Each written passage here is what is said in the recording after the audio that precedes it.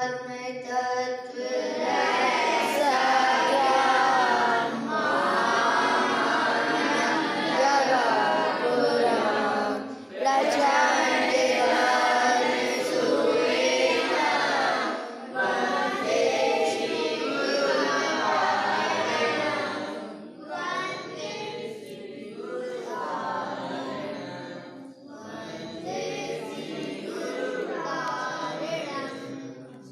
यह ढाई 5 लाख योजन का है।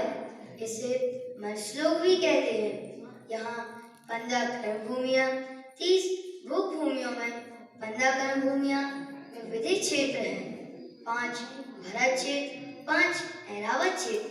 विधिक क्षेत्र में शाश्वत 20 तीर्थंकर विराजमान रहते हैं। भरत और ऐरावत क्षेत्र में 6 काल का परिवर्तन होता रहता है। चौथे काल में 24 तीर्थंकर होते हैं। हमारे इस जम्बूद्वीप के भरत क्षेत्र में अंतिम तीर्थंकर शासन नायक श्री महावीर स्वामी जी हुए हैं। इसके बाद 3 केवली हुए हैं, श्री गौतम स्वामी जी, श्री सुधर्माचार्य, श्री जम्बू स्वामी जी। फिर 5 शुद्ध केवली हुए हैं।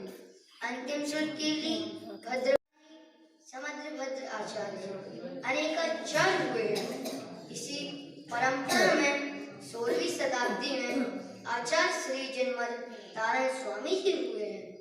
वितरागी आचार्यों की इस परंपरा में शुद्ध आमनाएं में संत तारण स्वामी जी हुए हैं। हम बहुत ही सौभाग्यशाली हैं कि हमें तारण स्वामी जी के ग्रंथ मिले, जिसमें विशुद्ध अध्यात्म भरा हुआ है।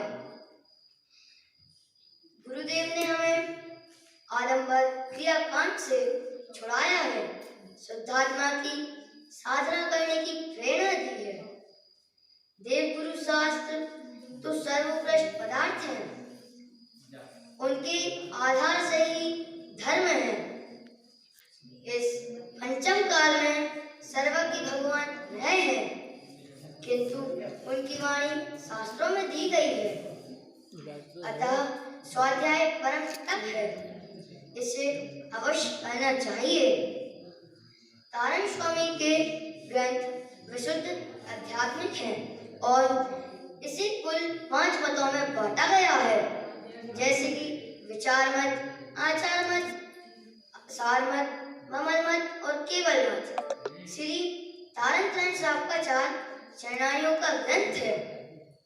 332 में श्री सम्यक दर्शन, सम्यक ज्ञान और सम्यक चारित्र। कितने गजब की बात है कि तारण स्वामी ने अपना नाम अपने ग्रंथों, और तारण स्वामी तो बार बार श्री महावीर स्वामी को ग्रंथ में बता रहे हैं। श्री तारण स्वामी जी ने सार्वकालिक लागू होने वाले विचक्षण उदाहरण दिए हैं। जैसे उपदेश शुद्ध सार में लिखा है, जैसे मछली अपने अंडे को रेत में छिपा, श्री महावीर स्वामी को ग्रंथ में बता रहे हैं।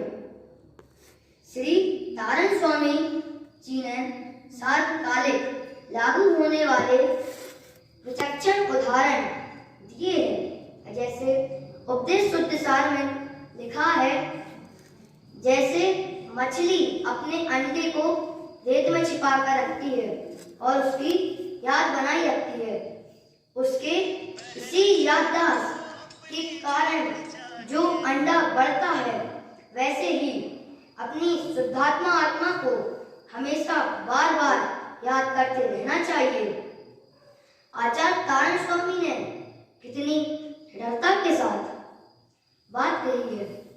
तत्व की बात, तत्व का प्रचार और प्रसार किया है। अनेकों उपसर्ग भी आए, जहर पिलाया गया, बेतवा नदी में भी डुबाया गया, पर आपकी तपस्या के प्रभाव से आपका कोई बाल विवाह का ना कर सका। धन्य है वह श्री गुरु तारण स्वामी जी, 16वीं शताब्दी के परम वितरागी संत। हमारा परम सौभाग्य है कि आज हम गुरु महाराज की तपोभूमि श्री श्यामल खेड़ी जी में बैठे यहाँ पर अपन लोग वसंत पंचमी में वेदी प्रतिष्ठा महामहोत्सव मनाने एकत्रित हुए हैं। जिनेंद्र परमात्मा की शुद्ध जन देशना शुद्धता पूर्वक आत्मसात कर मार्ग दर्शाया है। कमलवती जी ग्रंथ में जिनके हृदय में अमृत रस बहता है, जिनका रोम रोम खिल उठा है, जिनकी परिणति परम रसीले में स्थित हो गई है, जिनकी कमलवती सी है। गुरुदेव ने कहा है, तत्वं च परम तत्वम, तत्वों में जो परम तत्व है, सात तत्व नहीं, वह सातों तत्वों का मार्ग जानना, पर अपने अंतरंग को जो शुद्धात्मा है वह उसको मतलब भूल नहीं जाना। ऐसे कारण परमात्मा पर अपनी दृष्टि जानी चाहिए, पर इतनी शुद्धात्मा की बात सुनते ही आपकी दृष्टि कहाँ चली जाती है? आपकी दृष्टि स्वभाव पर जाना चाहिए। सोचो, अरिहंत सिद्ध आचार्य परमेष्टि पर चली जानी चाहिए। ऐसे ही आचार्य भगवान कहते हैं कि तुम तो परम ब्रह्म शुद्धात्मा परमात्मा हो। ऐसा जिनेंद्र भगवान की वाणी में आया है, जैसे कि जिन्मयनम सहजन्यम, यह जिनेंद्र परमात्मा की शुद्ध जिन देशना दिव्य ध्वनि में आया है कि हे परमात्मा, तू अपना चेहरा दे, तू जिनेंद्र परमात्मा की बात समझो कि मुझसे परमात्मा कहा है। हे भव्य आत्माओं, तुम परमात्मा हो। जिनेंद्र परमात्मा की वाणी ही श्रद्धा करने योग्य है। परम तत्व परमात्मा किया और विकल्पों से पार है। जैसे घड़े पर पानी की बूंद टपकती है तो घड़ा एक एक बूंद को चूस लेता है, एक भी बूंद व्यर्थ में नहीं जाने देता। और अगर सीधा घड़ा हो तो वह एक एक बूंद को भरता जाता है। ऐसे ही भव्य आत्माओं, सीधे घड़े की तरह बनो और जिनेंद्र परमात्मा की बात अपनी आत्मा में श्रद्धा पूर्वक बसाते रहो। श्रद्धा से बैठे रहोगे तो शुद्धात्मानुभूति होगी। मेरा परमात्मा सो उपयोग है, दिखाई नहीं देगा, पर सदुपयोग में भी दिखाई नहीं देगा। देव गुरु शास्त्र में भी नहीं, साक्षात जिनेंद्र परमात्मा की वाणी में भी नहीं दिखाई देगा। जिनेंद्र परमात्मा की समूह शरण में भी चले जाओ तो भी यह परम भाव नहीं मिलेगा। जैसे प्लग बोर्ड पर लगे बटन को दबाओगे तो ये सारी लाइट जलेगी, और अगर प्लग को जमीन पे लगाओगे तो नहीं जलेगी। वैसे ही अपनी जो आत्मा का बटन वह त्रिकाली से लगा दो, मतलब जो परम तत्व त्रिकाली है उससे जोड़ दो। वैसे ही मैं आपको एक दृष्टांत के माध्यम से समझाना चाहूंगा। एक बालक था, उसने एक दिन निराश हो जाते देखकर सोचने लगा कि इनके पास तो कुछ नहीं है, जी क्या करते होंगे, कहाँ पे रहते होंगे, ये देखना चाहिए। वह बालक उनके पीछे भागा।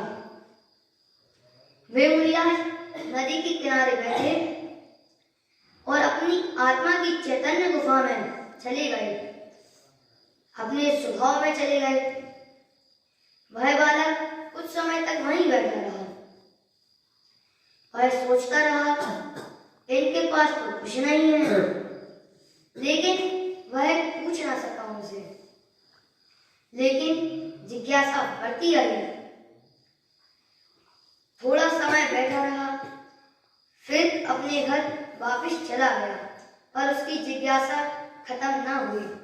ऐसे ही कई साल बीत गए। फिर एक राजा थे। उन्होंने सोचा कि इस पहाड़ पर एक संत रहते हैं, वे अपनी आत्मा की साधना करते हैं, किसी से कुछ कहते भी नहीं हैं। उनसे कोई मिलने जाए तो वे उनसे बात भी नहीं करते न मिलते हैं उनसे। तो राजा ने अपना नौकर भेजा उनके पास और नौकर ने संत के दरवाजे खटखटाए। संत ने पूछा कौन है? तो नौकर ने कहा मैं राजा का नौकर हूँ, दरवाजे नहीं खोले। राजा के पास नौकर उनका गया। नौकर ने बताया कि उनने दरवाजे नहीं खोले और राजा को तभी अहंकार आ गया। इसी तरह पंडित, मंत्री, सभा के जितने भी सदस्य थे उन सबको भेजा और राजा भी उनके साथ गए। राजा ने दरवाजे खटखटाए पर संत ने दरवाजे नहीं खोले। संत ने बोला कौन है? तो राजा ने बोला मैं राजा हूँ। तो संत ने दरवाजे नहीं खोले तो राजा वापस चला गया, अहंकार से वापस चला गया। फिर कुछ महीनों बाद जो जिज्ञासु वाला आदमी था ना, जिज्ञासु वाला आदमी, उसी को पता चली कि यहाँ पे एक संत रहते हैं जो किसी से मिलते भी नहीं है या किसी से बात करते। तो वह बालक उन संत के पास गया। बालक ने दरवाजे खटखटाए और संत ने पूछा कौन है? तो बालक ने बोला मुझे यह जानना है कि मैं कौन हूँ, कि मैं कहाँ से आया हूँ और मुझे कहाँ जाना है। दरवाजा खुल गया और वह व्यक्ति श्रद्धा से भरा हुआ था। संत शांत बैठा रहा। उनकी जो है बालक था वो उनकी मुद्रा को मतलब निहारता रहा और उनकी एक ही लगन लगी, आपने क्या पाया? अंदर ही अंदर बस श्रद्धा से बैठा रहा। जिज्ञासा बढ़ती गई, लगन बढ़ती गई, बस धीरे धीरे मन शांत हो गया। उपयोग अंतर्मन मुख हुआ। शांत होने परम तत्व पर उपयोग बैठ गया। वह आने से भर गया। उसे पता नहीं चला उसका सिर गुरु के चरणों में कब चला गया। गुरु के चरण पकड़ लिए। गुरु की कृपा बरसती रही। रात दिन तेरी बुद्धि लगती रही। तेरी झोली में अमृत परोसा गया। कर्ता बुद्धि ने तुझको न पीने दिया पानी। कैसे कल्याण हो, मतलब कैसे आत्मा का कल्याण होगा। आत्मा का तेरी गुरु की करुणा को तुझसे दिया न गया। इसी मंगल भावना से मैं अपनी वाणी को विराम देता हूँ।